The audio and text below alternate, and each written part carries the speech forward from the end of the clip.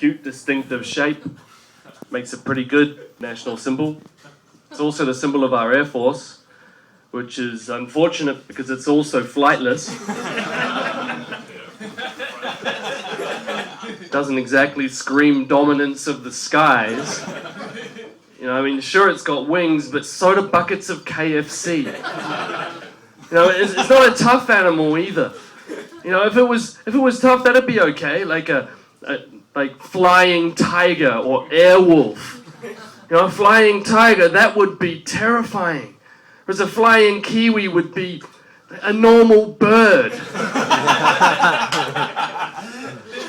The worst thing is, kiwis used to be able to fly, and then over millions of years, slowly developed the ability to not fly.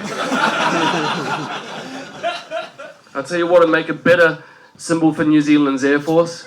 There's loads of them around, and they fly just as well as a kiwi, a sheep. It's a little known fact that a sheep will kill even a fully armed, fully trained soldier if you push one out of an airplane on top of them. That's stealth warfare. They look like fluffy clouds until it's too late. And imagine having to deliver that news to some grieving war widow. It's with a heavy heart that I have to tell you, Mrs. Ross, that your husband, Private Ross, lost his life in the service of the great nation of Australia, underneath the sheep.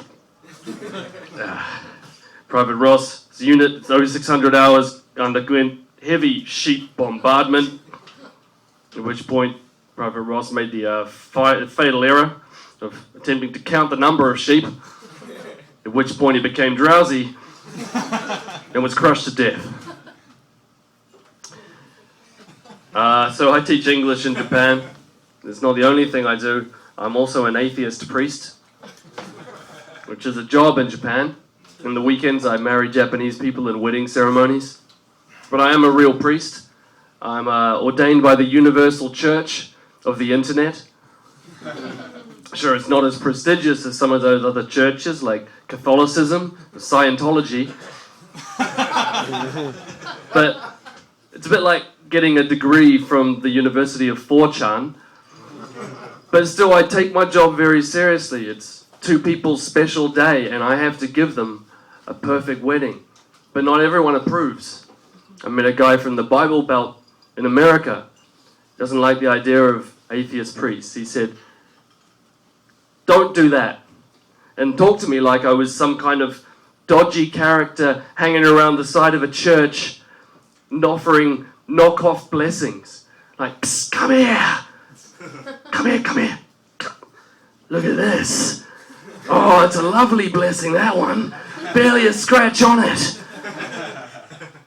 Happily ever after. That's a lifetime guarantee, mate."